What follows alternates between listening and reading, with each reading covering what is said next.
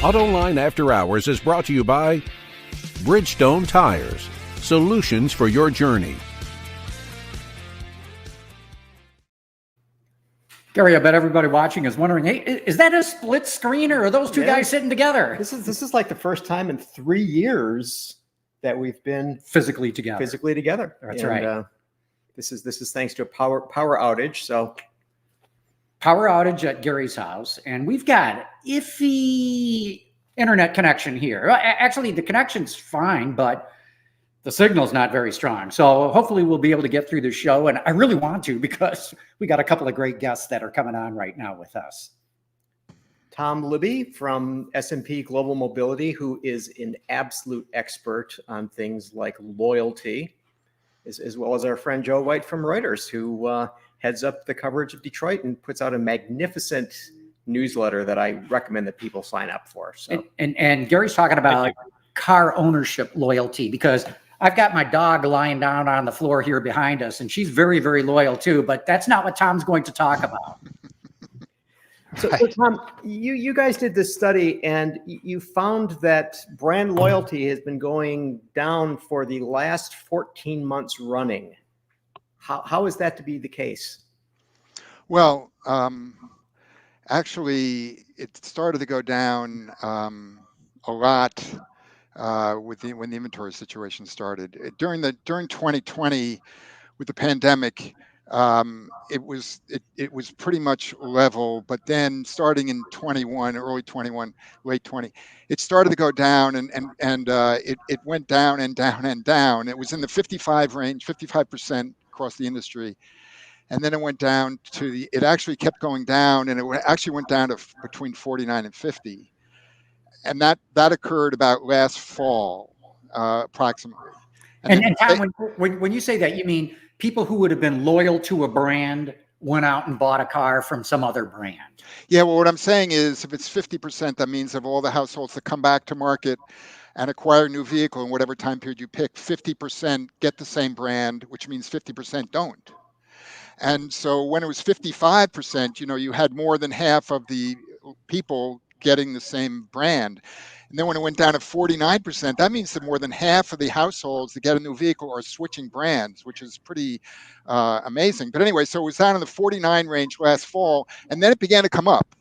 But the problem is it stopped coming up. And so it went from the 49s to the low 50s, and then it stalled. And it's been between 50 and 51 ever since. So I think the main driver of this decline in loyalty is, without a doubt, is the inventory situation. Historically, there's a strong correlation. It's over 0.8 between inventory and brand loyalty, and it's very intuitive. I mean, when a household comes back to market, they want to get such and such. They go to the dealer. They don't have one. They're going to go to the dealer down the street who may have a different brand but have the vehicle they want. So that's the inventory is still driving it. Now it's still low. Inventory, even though people say, it is coming back, inventory is still low. And for several brands, actually, it's very low. So anyway, long answer to your question, Gary. That's sort of the background of why it's low. Tom, I'm interested if you can. I mean, I think you can probably isolate the Tesla effect in this. Because Tesla, in that same period that you're talking about, Tesla went from being, relatively scarce and to actually quite a fair number of Teslas around. They're much easier to buy than they were, say, a year or two ago. Yeah, I'm just curious what impact Tesla has had on the disloyalty of consumers. No, that's a good question. Tesla, as time goes on, from many perspectives, it's just very difficult to categorize Tesla. I mean, it's so unique in so many ways. Its loyalty now is, it's in the high 60s. Remember, the industry's at 50. And so it has not gone the way I just described. It basically started going up about shortly after the Model Y came out, and you had a lot of Model 3 households coming back and getting a Model Y. But anyway, so no, Tesla has followed its own path, and it now is not only in the it's about in the 66, 67% range. It's substantially higher than any brand in the industry. So uh, again, it's on its own program, and it's difficult. First, there's no benchmark. There's nothing. You can compare a Toyota with a Ford or Chevrolet. How are they doing? But who do you compare Tesla to? I mean, so it's often its own program. But I hope that answers your question. It's followed a different path. Well, one of the things that I found that was somewhat interesting, speaking of Tesla, that when you guys looked at the luxury brands, and of all of them, that Cadillac and Lincoln had the lowest defection rates to Tesla.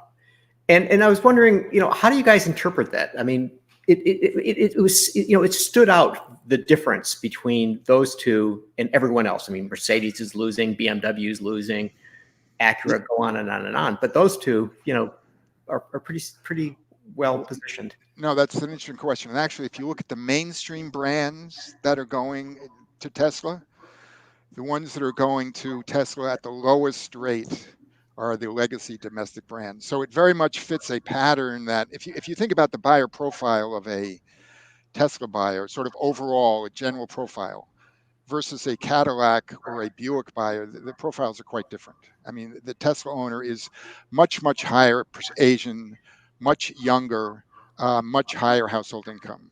So we find that in the mainstream brands, the brands that are losing the most to Tesla, and they're losing a lot, frankly, are Toyota and Honda. And way down at the other end of the range, at the very low end, are Ford and Chevrolet and Buick and so on and so forth. And it's the same thing with again, if you think about the Cadillac profile, I mean, the Cadillac buyer in general is older, and is so that in itself just does not fit with the Tesla buyer. And so it's pretty. I think it makes pretty much sense. That's our take on it. Tom, do you think it's Go ahead, John. Yeah. Do you think it's also because of the limited lineup of EVs in Toyota and Honda's or lineup? I mean, if you're somebody who decides, boy, I really want to get an electric vehicle, you have one choice from the Toyota brand and zero from Honda. Do you think that's it? And do you think when they come out with electrics, that might reverse it? I think that's a valid point, John. But I would say yes. But on the other hand, I have a brand that goes against that trend, which is Volkswagen. Volkswagen is also a brand that loses a lot to Tesla relative to the other mainstream brands, yet it has the ID4. Yeah, but John, I think I'm sorry. Go ahead, John. Excuse me. Go ahead. No, I just another point on that. You mentioned Volkswagen. I'm curious about some of the other German brands, because the buyer profile you're talking about, affluent, younger, is also the buyer profile that BMW, is somewhat lesser extent Mercedes, but certainly affluent for them, right? Maybe not quite as young. Audi, how are they doing against Tesla in that regard? No, that interesting question again. I think one way to look at Tesla based on their portfolio is it's really two different brands. I mean, if you just look at the S and the X, Mercedes-Benz is, with the EQS and the EQS SUV, Mercedes is holding its own. And so is Porsche with the Taycan, which is impressive. I mean, they've been able to actually, competing against the Model S, they do a pretty good job. The challenge is the Model 3 and the Model Y, which a lot of people really don't think should be classified as luxury vehicles. It's completely different in landscape. I mean, very, very high volume. And Mercedes, and in that category of the lower priced luxury vehicles, frankly, the Y and the 3, particularly the Y, are just leaving everybody in the dust. To mention one statistic you may be aware of, in case you're not, in February, March, April, and May, every one of those 4 months, the number one model retail to individual consumers in the US was the Model Y. So it beat the F-Series, the RAV4, the Silverado. So that speaks to the popularity of the Model Y. So whether it's Mercedes or Toyota or Ford, the Model Y is just...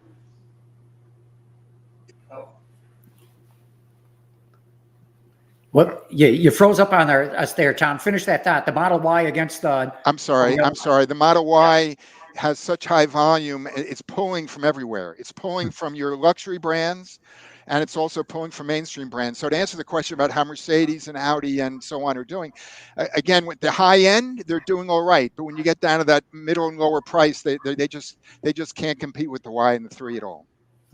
Well, I thought it was, speaking of vehicles like that and the brands, I thought an interesting statistic was you guys looked at where people who have defected from Tesla go, and Mercedes comes out on top, but it's only 3.2% go to Mercedes, 2.8 go to BMW, 2.8 go to Ford, 2.6 go to Rivian. And so I'm wondering, there's been a lot of discussion of, okay, when other brands have models that they can put up against Tesla, that people will go to them. So, I mean, Mercedes now has several EVs. Ford has the Lightning and the Mach-E. BMW has several, and yet the numbers are laughably low. How do you attribute Well, that? a couple of things. First of all, we have a metric called the conquest defection ratio. Conquests coming in the numerator, defections going out in the denominator. So obviously you want to be above 1. And the industry overall obviously is 1 because conquests actually equal defections if you look across the entire industry. But anyway,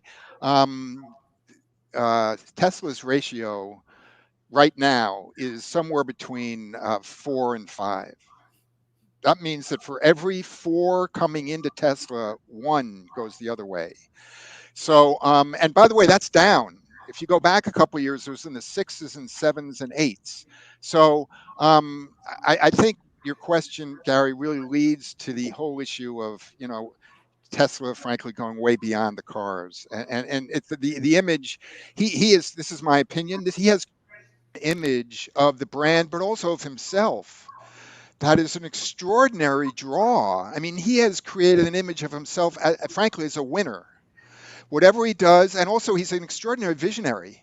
I mean, he talks about creating a colony on Mars. Now, people can laugh, but he has been. People read that and they're like, and then they talk about, well, did you hear this? He's going to go to Mars. I mean, he's done an extraordinary job. So I think the appeal of the brand goes way beyond the cars themselves, and I don't think anybody can match it. Yeah, and I think a lot of brands think that they will when they come out with electric vehicles, but how do you match that overall halo, that image he's created? And I don't have an answer to that question. But anyway, Gary, to get back to specifics, yes, the numbers are strongly still in his favor. But again, I would tell you, when you back out the 3 and the Y, it is a different situation, particularly with the luxury cars. With the luxury brands, he has been able to. The other luxury brands have been able to go almost 1-to-1 with the S and the X. It's just when you pull in the 3 and the Y that it becomes a completely different situation. Tom, yeah, first of all, I have a question, but your point about his image, I mean, it's interesting, right? Because, there's the Twitter thing, which a lot of media I consume, he's very critical of him.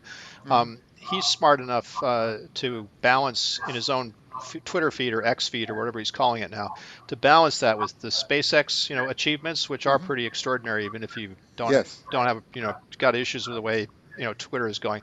But one thing I wanted to ask about, so you said that Tesla's like on that conquest to defection ratios of 4 or 5. Who's on the other end of that teeter totter?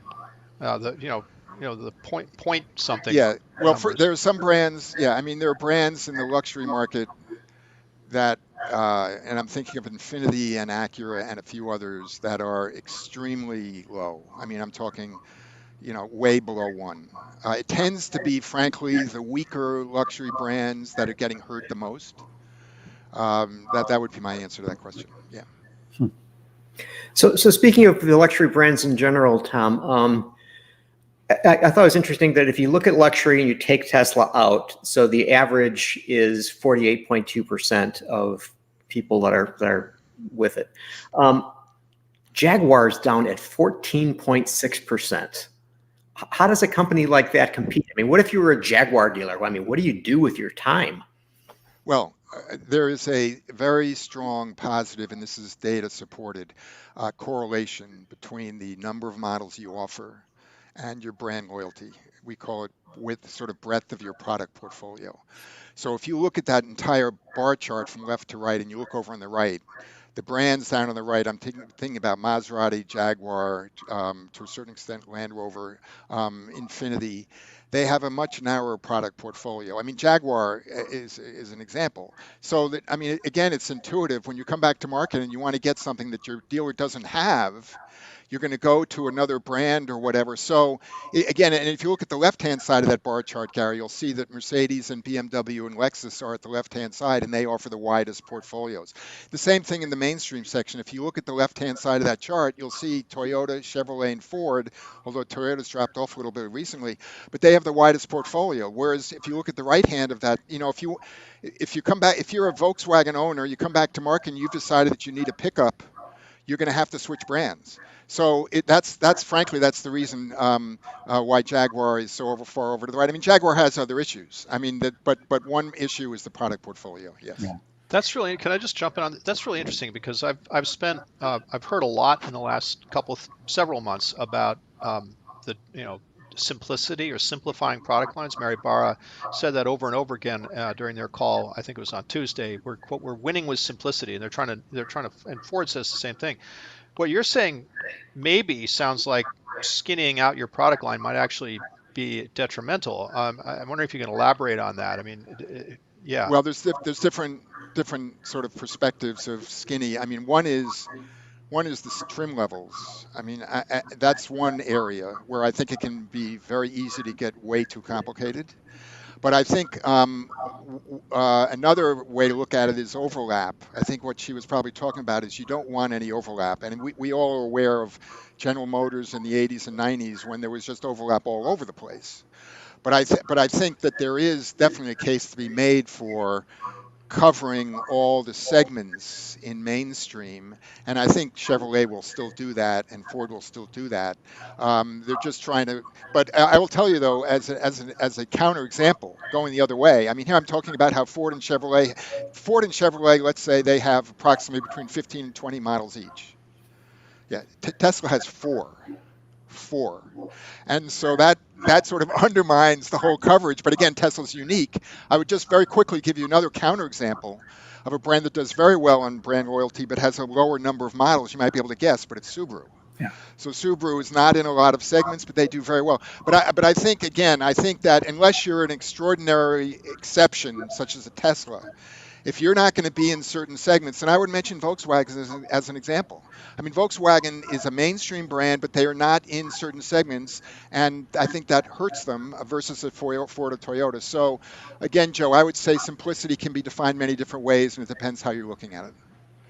Tom, do you have any data that looks at the loyalty of propulsion systems or powertrains? And what I'm getting at is how loyal are people to electric cars? And do you have any data that shows X number of EV buyers decide, nah, I did my EV thing, I'm going back to an internal combustion engine? Yes, we do have that data. We call it fuel type loyalty. So because we have the fuel type of the vehicle in the garage, and we have the fuel type when they get their new vehicle, we have fuel type loyalty, and it's very, very interesting. EV fuel type loyalty has been coming up, and now for about 5 quarters in a row, it's been in the mid-60s, which is pretty good. That means about 2/3 of EV households that come back to market are getting another EV. However, as the same situation in a lot of occurrences, Tesla masks the underlying data. When you pull Tesla out, it's about 50%. Now, let me mention something else. I'm sorry to make it complicated, but we use a methodology such that when a household returns to market and they get a new vehicle, that new vehicle could be an add-on. In other words, we don't know it replaced the vehicle in the garage. But I can tell you that when you pull Tesla out and you look at all the EV households coming back to market, it's about 50%, which means that half of them are getting a gas or hybrid vehicle. But again, they could be getting a gas vehicle and keeping the EV. But so overall, EV is about 50%, but Tesla is about 67%. So, but just also bear in mind, John, that includes. So if I go from a Bolt EUV to a Model S, I'm fuel type loyal because I'm staying with the same fuel type, even though it changed brand, size, price, et cetera, et cetera. But anyway, and what I'm interested in is where they go. You know, when an EV household comes back to market and does not get an EV, where do they go to? And I've only looked at one brand recently, and that's Audi. And Audi, what's interesting is that the household goes from like an e-tron to a Q5 or a Q7. But it's good for Audi and they're staying in the same brand. And I don't know if that Q5 or Q7 is a replacement or an add-on. But anyway, it's good in one sense that they're staying within the same brand. But it does make you question if they're coming back and getting a gas, even if it's just a second vehicle and they're keeping the EV, why don't they get another EV as the second vehicle? For some reason, they're getting a gas as the second vehicle, and the question is, why are they doing that? I suspect it's for not to have an issue of range. Perhaps they're taking long trips and they don't want to have any issues, so they get a gas vehicle. But anyway, I hope I answered your question. Yeah, you did. But, what would be interesting is to look at some other brands. And Yes, the reason I say that is Audi's not doing a very good job selling e-trons. That's right. I would say it's like maybe 5% of their sales, Right. versus Mercedes and BMW's EVs accounting for 11, 12% of their sales. Yes. More than twice as good as what Audi's doing. So it'd be interesting to see if it varies by brand, that loyalty to fuel type. I totally agree with you. One thing we have to wait, for more of the households to have them long enough to come back to market, because the loyalty is all based on what a household that already had one does when it comes back to market. But yeah, I totally agree with you. It'd be fascinating to watch that. And we are actually planning on doing a study of households that do go from a EV to a gas to get their specific primary reasons why. And we think the OEMs would be interested in knowing that. Yeah, I think so too, Tom. I mean, they'd have to be, right? And we probably dwelt on this enough right now, but I'm curious too whether some of the issue is body type, right? I mean, there's like one or two EV pickup trucks on the market right now. Yes. Really one, right? There will be two or three. Yes. Anyway, you can see my point, right? If you really want a pickup truck, you got more choice in gas and combustion by far than you do EV, and maybe I'm sure this database must be pretty interesting to manipulate in that way. Well, what's interesting is that frankly, it changes so much from month to month. What I mention to clients when I'm presenting these data is that you have to, if you look at the fluctuation, some of the models go way up and way down from month to month, and I'm sure that's supply issues and pricing. But so it's a fascinating market to watch, and we're trying to watch it really closely. Yes, another item I was going to mention about a reluctance to get an EV that was initially talked about a lot, but I don't hear it that much recently, is there's still a substantial price premium. And I mean, and also speaking of the pickup trucks, I mean, I think it'll be fascinating to watch the Silverado when it comes. But I mean but those prices are, I mean, they describe the vehicle on and on and on, and they say the starting price is X. I think the Silverado, if I'm wrong, I may be wrong, I think it's going to start at $79,900. Well, that right there, I mean, that eliminates about 75, I don't know what percent, but I mean, those are astronomical. Well, unless you incorporate and go through their fleet buyer program, then I think they've got one for about 40. But yeah, you're right. Oh, I didn't realize they've got a work truck that I think is closer to 40, right, John or Gary? Oh, I think that is the worst. Oh, okay, never mind. No, the WT that's coming out for $79,000 is that truck. Okay, yeah. Well, never mind then. One that is like the 3WT, which you can get for the low price of I think $74,000. I mean, it's insane. But speaking of trucks, Tom, I mean, one of the things you guys looked at, it was just a traditional pickup truck. And you said, okay, if somebody has a Ram 1500 right now, they're having a monthly payment of $774 a month. Now they decide to get a new one, and you guys calculated that they're going to be paying $999 per month. Right. If they buy an F-150, it'll cost $1,047 per month. Right. And the bargain is the Silverado at $886 per month. I mean, how many people go to market and say, yeah, that's fine?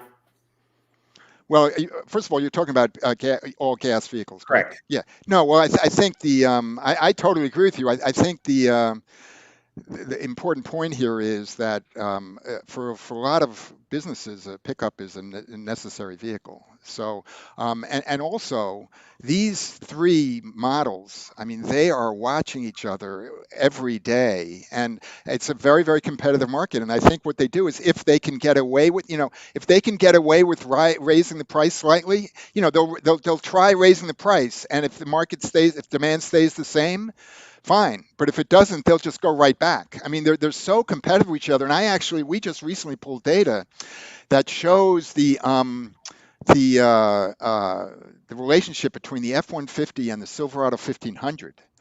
And the market shares have an inverse relationship of 0.82 between those two models. Isn't that interesting, though? They're in different brands, but yet when one goes up, the other goes down. So my point is that the three models with the Ram are so competitive with each other. I think, Gary, that they all only are charging that much on the monthly payment because they can.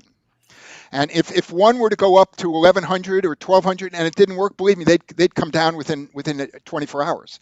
So so that's my opinion. But again, the Silverado and the F-150 look on any metric you want to, and they are right with each other. And whether it's price, incentive, loyalty, I mean, they're right there. So it's a super competitive market. And also remember, both those models, I mean, they are so important to those brands. We've done analysis of brand loyalty for Chevrolet and Ford when you take out those models. So for instance, you can look at the Ford households that have a Ford in the garage, but not an F-150. And they come back to market and they can get any Ford except an F-150. So in other words, you're creating an artificial brand that does not have the F-150 in it. And Ford brand loyalty goes from the upper 50s, 57, 56, 57, 58 to the high 40s. So you're getting a 9 to 10 point decline based on one model. And of course, we all know about the money involved. So you can understand why they focus so much on those models. They're hugely important to the brands.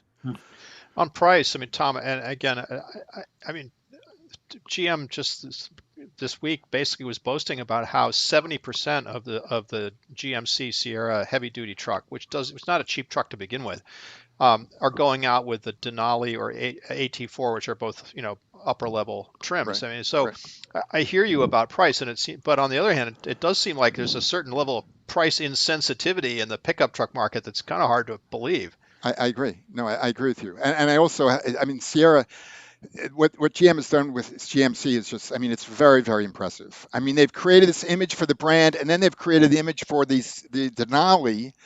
And I understand that there's something, this shows isn't there a trim, there's AT4 is above the Denali, am I correct? No, below it. Okay, but I've heard that there's a series above Denali. A colleague of mine was just telling me it's called the Ultimate. So I don't know if that's true or not, but that's what a friend was saying to me. So, but the thing is that they've created this. It's an aspirational image that they've done a great job of creating for the brand, for the Sierra, and for those trim levels. And who can blame them? I mean, I have a lot of respect for that. So I have a question. You were saying about if you artificially take out the F-150 or the Silverado 1500, the numbers change. And so earlier you were talking about how when you look at the mainstream brands that Ford and Chevrolet are very high. Yes. Is that performance predicated on those trucks? And if you took those trucks out, they wouldn't be as high up as they are? In general, yes. If you take those trucks out, their numbers come down quite a bit. As I said, they go from the 56, 57 range to the 48, 49 range. So yes, they come down. I will say, though, there's one caveat that was pointed out to me when I described the situation as I just described it to you. If you have an Explorer household that comes back to market and they can't get an F-150, there's no pickup. What the calculation I did assumes is that they're not going to be brand loyal. In other words, they can't get an F-150, so they can't get a Ford. There's a little bit of a gray area in there. In other words, an Explorer household that comes back to market and they can't get an F-150, whereas they could 5 years ago. They might get an Escape or a Ranger or an Expedition instead and stay with the brand. So it's not actually an exact numerical calculations, but there's no question. If you take those pickups out of those brands, their loyalty comes down substantially, yes. Hey, look, we're going to have to take a quick commercial break right here. We'll be back in just a second. And you saw that popped up on the screen. You're not the only Dr. Data here. So is Tom Libby with all the statistics that he's got. But a quick break, and we'll be right back. How do Bridgestone tires stop shorter on what roads? It's their HydroTrack technology. But you don't have to know how the science works, just where the brake is. What really matters is their Bridgestone. All right, we're back talking all things. Joe, you brought it up earlier. Let's get into some of the news of the week. Mary Barra was on the earnings call. A couple of interesting things, a number of interesting things came out of that call, I thought, and I'd love to get your take on it. Number one, they're gonna keep the Chevrolet Bolt. Number two, it looks like to me like they're building batteries by hand. And number three is Kyle Vogt from GM Cruise had some pretty interesting statistics on safety with autonomous cars. But that first one, what do you make of them keeping the Bolt? Well, yeah, it's interesting, and actually, I'll say a few words, and then hopefully, Tom, I can throw this to you because you may have some data on this that helps explain this decision. But right, I mean, it did seem like, they killed the Bolt. They said we're going to phase it out and we're going to build pickup trucks in that factory instead. And from what I could tell, that was a public relations black eye. I mean, here they have the best-selling EV they have by far, and the reward for that is to kill it. And I think it played badly. Look, I don't think PR is what motivates business decisions at GM, or at least not entirely, right? There must have been some hardcore business considerations where they said, wait a minute, why don't we put Ultium modern up-to-date Ultium batteries and upgrade the software? We have the vehicle. The vehicle's, probably getting close to being paid for. It's, the physical shell. What are we doing here? We have a low-cost entry we can use to fight the fight. And so that's what I think was going on. Tom, I don't know if you've looked at the Bolt specifically in terms of loyalty or in terms of kind of whether or not they're able to conquest with that, but it seems like having it has to be better than not having it, or they wouldn't have changed their course. Yeah, no, I very, very much agree with you. I mean, they've created some equity in the model name, and so I just was really, really disappointed when they said they were going to drop it. So I think it's a great decision. I will tell you that the brand loyalty for the Bolt is very high. It's among, remember, Chevrolet is high in and of itself, and it's among the highest Chevrolets. So from the loyalty standpoint and from just having created an equity, I mean, it reminded me, frankly, of the Volt, which was, maybe didn't have as strong a nameplate equity as the Bolt, but here they built it up and then you take it away. Now they're doing it again. So I thought, I was really glad. I thought it was a terrific decision to try to keep it. Obviously, I'm not privy to the dollars involved, but just from an outsider perspective, I thought it was a great decision. Yeah, what I've heard is that Bolt owners are as loyal and as passionate about the car as Corvette owners are. I haven't looked at Corvette recently, but they may be even more loyal. They're very, very, very passionate about it. Yes. So what I wonder is to the extent to which was the decision predicated on the fact that if you look at the price point of the Bolt, highly competitive, right? And, we're still waiting to see the $30,000 other offerings from General Motors. And so here you can get a Bolt for 28 grand, nice car, decent range, it's got the whole thing working for it. So perhaps isn't General Motors covering itself by saying, hey, let's keep this. We don't have to put in, as you said, Joe, not a whole lot of money into it. Because when I talked to them earlier, when they were talking about canceling it, they're like, oh, no, we can't put the Ultium system in there. It's too complicated and it's got the old battery and it's just too much for us to deal with. We're just going to go full Ultium straight ahead. And so the Bolt will be behind us. But, when you look at the numbers of Lyric and compare it to the Bolt, which one? Yeah, well, and that gets to, I think, John, you raised this other point, which is that Mary Barra was talking about, basically acknowledging and elaborating to some extent on problems that I think a number of people, both Wall Street analysts and journalists, have noted, which is that and Gary, you just noted, is that they're not able to build very many of the Ultium EVs right now.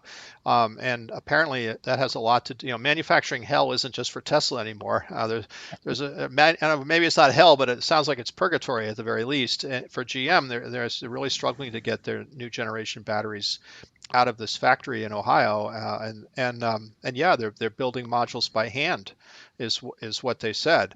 I'm sure that's not the long-term plan, but as with Tesla, this is novel technology, novel manufacturing technology, and apparently they're having issues with. Not apparently, Mary Barra said they're having issues with it, and so they've got a problem. I'm glad she brought it up, because there's been all kinds of rumors out there that the battery packs would actually leak in the rain or going through puddles. I heard other rumors that they were having all kinds of software problems with the battery management system. There was even talk out there that GM was deliberately holding back production because it loses so much money on every one that it builds. And what Barra said essentially is the company that's supposed to develop and deliver the automation to make these batteries in an automated way hasn't been able to deliver, and that's why they're building them by hand. Yeah, that's right. Look, I don't believe that GM I'm sure that there's some concerns about, look, if we overbuild, we're going to start, we're going to really lose money on these things. On the other hand, I really don't think that they have any incentive whatsoever to limit access to the Lyric or the other vehicles, or for that matter, the Bolt. I mean, if you've got something that's successful, sell it, right? So, but I think it was probably not. I think it was probably necessary for them to sort of say, look, this is a problem. And we're going to try to get our arms around it. So we'll see, right? I mean, manufacturing hells are sometimes harder to escape than you want. And just how easy or hard it will be for them to ramp this up, we'll just have to see. One other thing too, I wonder that's part of it is GM announced that they're going to cut back a little bit on their capital expenditures. I wonder if the Bolt is part of that. That, it's like, hey, we already got the tooling. Maybe we've got to move it to another plant. But now we don't have to develop an all-new small compact EV.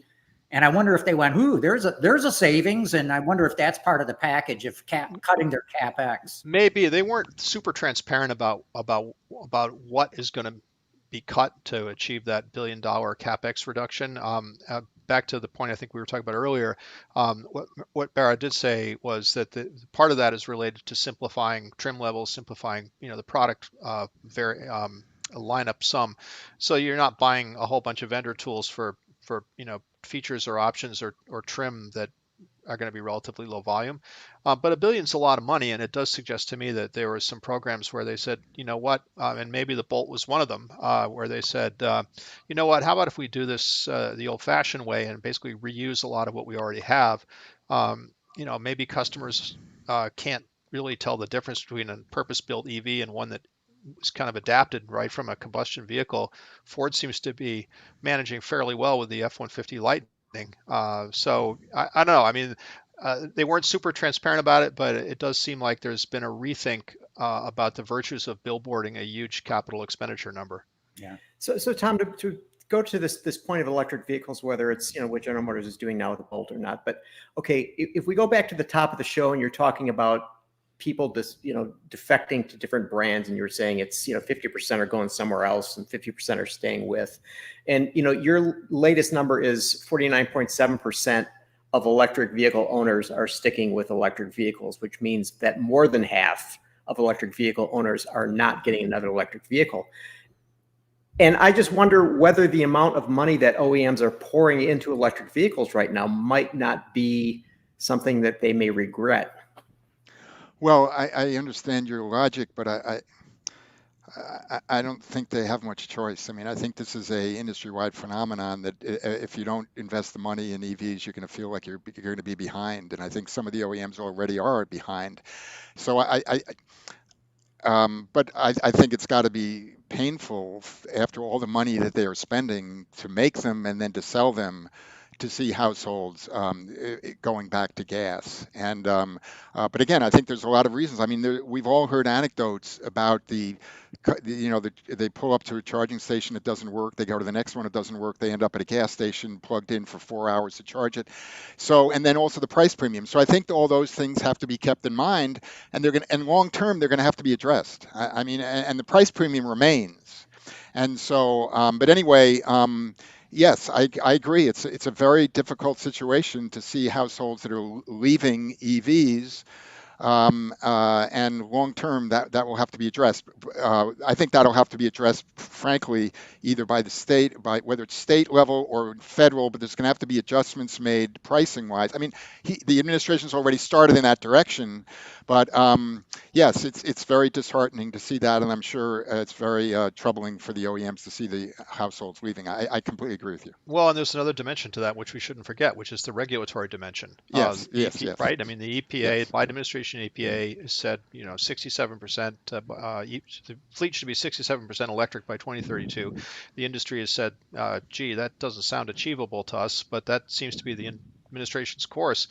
Yeah, you better get cracking because that's a real steep hockey stick to go up. Even to 50% would be a pretty steep hockey stick. And so you're right. I think it's got to be challenging, especially for the Detroit brands, right? Because it seems like it's their buyers who are the ones who are giving up on EVs more so than, say, a Tesla buyer. Tom, is that a correct interpretation? Oh, well, definitely. And I'll give you one statistic. When a Tesla household comes back to market and decides to get another EV, the percent that get a Tesla, 90%. It's 9 out of 10. I mean, I use this data all day long, and you never see anything above 75. And so anyway, yes, I agree with you. The other thing to bear in mind, in addition to the regulatory environment, is the global environment, where you have China that's ahead of us, Europe that's ahead of us in terms of the EV mix. And so, I mean, as I've learned, I mean, if I'm correct, these manufacturers can't afford to build two different platforms. I mean, one for North America, so they're building global platforms. And if you have such a large part of the world that's going EV, I mean, to me, there doesn't seem to be any choice. Right. But speaking of all that loyalty with Tesla, Joe, Reuters broke a big story today that Tesla, you pick it up and I'll set the stage here. They had assembled teams of employees to convince owners not to bring their car in for service when it did not meet the driving range that they expected to get. Yeah, that's right. My colleagues Nori Shirozu and Steve Steklow wrote this story. It's quite well documented and detailed. There's two things. I'm going to simplify here, but there's two things going on. The first thing that's going on is that apparently Tesla has set up its in-car software to tell owners, or to tell the driver, and when you start the day with a full charge, wow, you've got this terrific range figure at the very top end of the claimed, the EPA claimed range. And the problem is that that's probably often not the case, because it's hot or it's cold or there's some other reason why you're not probably going to get the top range. So when those drivers do not get the range, the display suddenly adjusts to the real world about halfway through the drive, and they get upset and they will call Tesla and say, well, something's wrong with my car, I want to come in for service. And that is where my colleagues found, and they got sources and people to talk about this, Tesla set up a team of basically customer service representatives whose job it was to divert them away from showing up at a service station or service shop, and to basically convince them that nothing was wrong. Everything's fine. You don't need to come in. And the why of that, apparently, is that Tesla's, good news, they've sold a lot of vehicles. Bad news, their service infrastructure is not kept up. And they don't want people coming in because they're overloaded. It was this fascinating tale of sort of how Tesla is trying to manage expectations, manage its infrastructure, or a lack of it, for servicing this ever-growing fleet of vehicles. And last thing I'll say about it is it just kind of highlights how the issue of range in the electric vehicle business just isn't going away. Even for Tesla, which arguably has the best story to tell about range, even adjusted for what I just said, right? They've got the best story to tell about range probably of any manufacturer, maybe except for Lucid in the extreme case, and yet they're struggling to manage expectations, and they're doing things that sort of bear some scrutiny to do that. All right, so we got to be fair to your Reuters colleagues. They were far more colorful about this situation of people assembled to tell people that they do not want to bring their car in for service. They described it as being a boiler room type operation that included a xylophone that would be played whenever someone is able to convince someone not to bring their car in. And it was, I mean, yeah, I was remiss. I forgot the xylophone detail, which is pretty remarkable. It's one of those things where I think every business, there should always be someone whose job it is to ask, how's this going to look when it gets out? right? I mean, I'd be happy to be that person. They don't last long, I think, in organizations. They tend not to be successful, but you need one no matter who you are. I think that's what I would say about that. You know, Well, a couple of things that were pointed out in the story that I thought were interesting was that when someone would contact a service representative or whatever it is, the type of person they talk to at Tesla, the person would say, I'll check it out over the air and we'll see what's what. And then they say, oh, it looks fine. Don't worry about it. And one of the people that's quoted in the story basically says, well, no, there is a problem because it says, I've got a 150-mile range in a full charge. That doesn't seem quite okay. I want to have the service appointment. The thing I wonder about, and Tom, maybe this gets to the point of loyalty. I mean, is something like this going to have an effect, maybe a small one, but an effect nonetheless on the loyalty of Tesla owners, or is it something that'll just probably go by the wayside? no, I was going to mention that, Gary. The Mercedes-Benz and BMW, they believe that one of their strengths in the long term is their established, strong dealer network. And they mention that frequently. And there's something to that in the long term, you have these customers who get treated like Joe was just describing. What are they going to do when they come back to market? And I think there's a case to be made that it will hurt them down the road. I think if you look historically at the brands that have not focused on quality, I'm going way back, and how they've done, I think it does come back to haunt you. And so I think there's something to Mercedes' point that in the long term, what are they going to do? Those customers who have to come back to, what are they going to do when they come back to market or when they need service? Are they going to get the same treatment as Tesla as they will at Mercedes-Benz? So, time will tell, but I think based on history that there will be a negative impact for them. Yeah, Tom, yeah, that it does seem like this sort of thing is an opportunity for the Mercedes, BMW, Audi, Cadillac, the luxury brands that have dealers, and everybody says, well, they're a liability. I think on the sales side, that's a conversation you can have because there's a lot of money going into selling that maybe Tesla, Tesla isn't spending, and everybody knows that. On the service side, though, you're right, and I would think especially for a luxury brand where the convenience and sort of the lack of hassle is part of the offer, right? I mean, it's why you spend the money so you don't have to hassle around. And if you are hassling around, that's bad, and it seems like once Mercedes and BMW can catch up on the product attribute side, which obviously they say they're going to do, but then if they can leverage this, it does seem like it levels the playing field a little bit, perhaps, for them. Also, this is just a question I throw out, but right now Tesla's in a sort of a unique situation that they're selling every vehicle that they can make. There's no marketing that I can see at all. They have lowered the price, but long term, as the market gets more and more competitive, is it going to hurt them at all? And I'm just throwing this out. I don't know if the answer is it going to hurt them at all to not have an established retail network. I don't know the answer to that, but it'll be interesting to watch because right now they're off in their own situation and it doesn't really matter. But as the market gets more and more competitive, what will happen at the retail level? That just be interesting to watch. Well, Amazon.com demonstrated that there's no rule that a company that starts its business on the internet can't have physical stores. So maybe that's the answer to your question, Tom. That's right. I noticed that. It's not a law. You can have them anytime you feel like it. Yeah. Clearly, not having a dealer network has not hurt Tesla from a sales standpoint. Right. And, especially a younger generation of people who are used to buying online, that's how they prefer to do it. I agree. And I'm telling you, as an older generation guy, I hate going to car dealerships. Yeah. It's not a fun experience. No, I understand. Yeah. From the service standpoint, totally agree with what you guys are saying. Yeah. And I think even Elon has talked about that they have to invest more on the service of the business.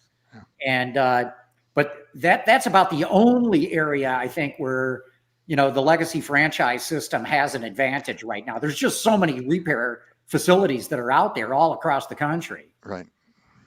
Well, I just wonder whether some clever entrepreneur like a Roger Penske shouldn't say, hey, a good business opportunity would be to set up auto repair shops specifically for electric vehicle brands. Gary, stop talking. Let's end the broadcast here, and all of us, the four of us, are going to go do that right now. Well, of course you're right. I mean, there's absolutely nothing that stops Tesla or Rivian or Lucid or any of these online sales EV companies from ultimately having a physical network to handle the back end service. And right, I mean, you're right. Maybe leveraging, somebody else's money, which is what the Detroit companies did 100 years ago.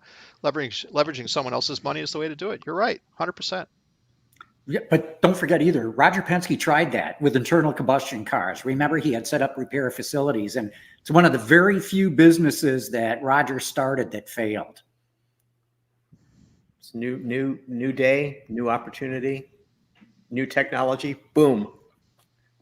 So we got about 10 minutes left here too. Joe, I'd love to ask you what you think about what's going on at Volkswagen in China, that, sales of the ID series 345 are falling like a rock.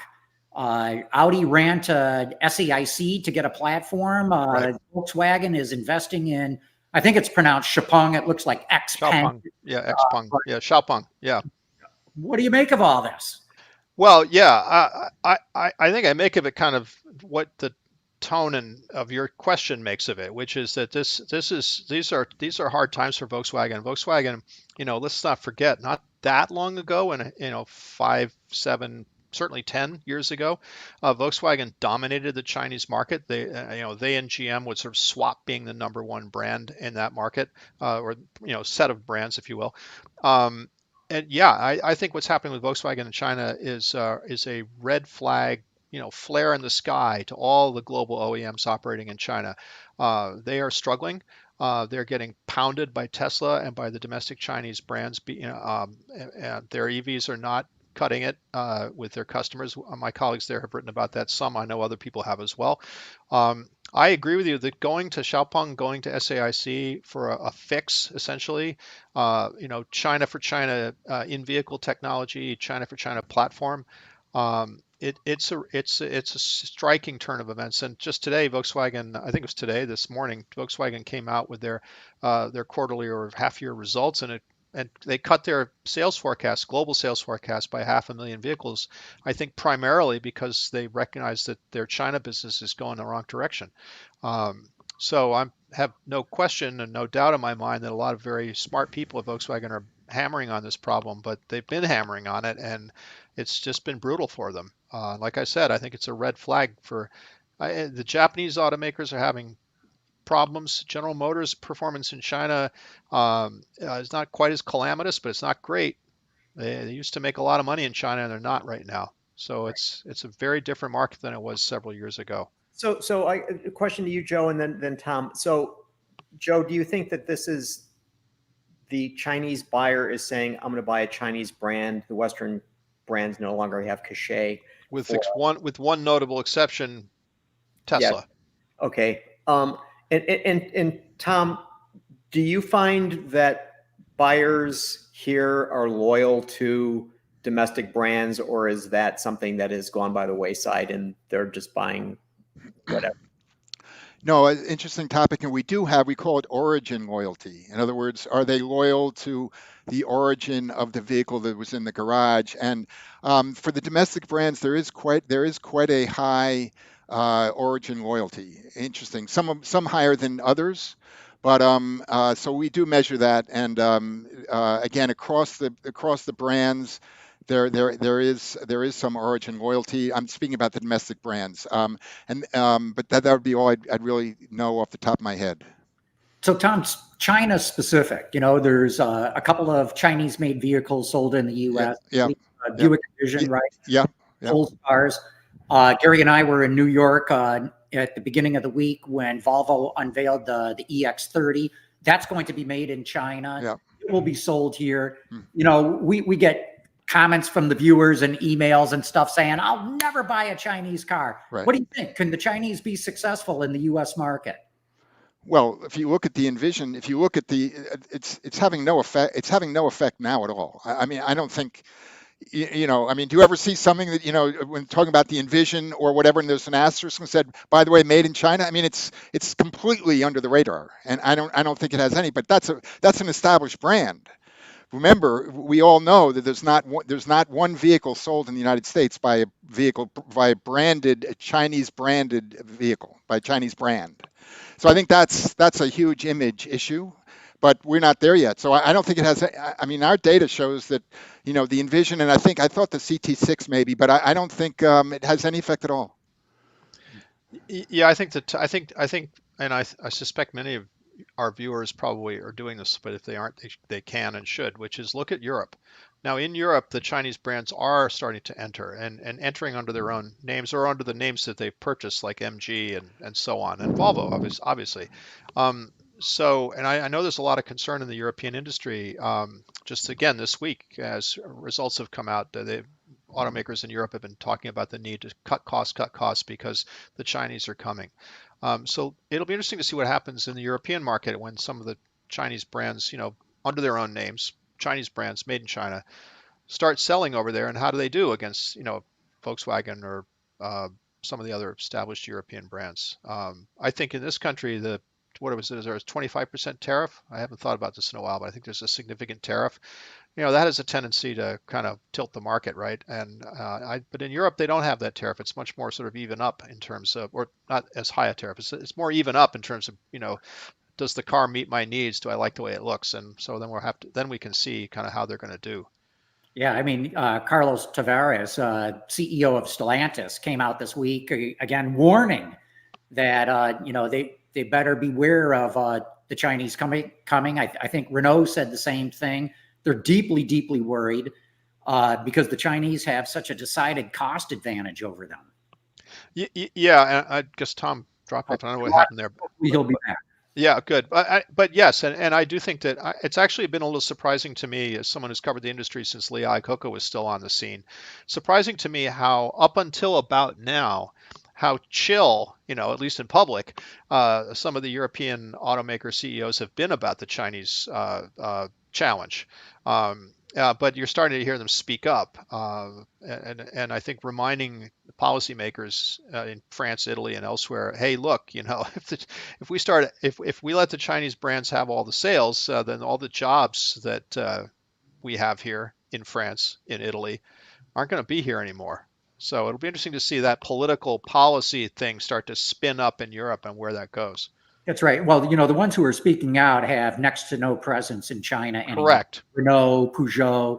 The Germans haven't said much about this because they depend so heavily on the Chinese market. Yeah, it's awkward for them. Exactly, because yes, the Chinese market is still so significant. It's very interesting if you think about it that, General Motors said, we got to pull out of Europe. We can't make any money there. And the Europeans never really were concerned about General Motors. Now suddenly Chinese companies are coming in and they're like, the house is on fire. We better get the fire brigade here. Well, without meaning to be too disrespectful to people at General Motors, I think the lack of concern for Opel was that up until Opel was sold to Carlos Tavares, it wasn't very competitive, right? That was the problem. But I think the Chinese are viewed in a different light, very much so.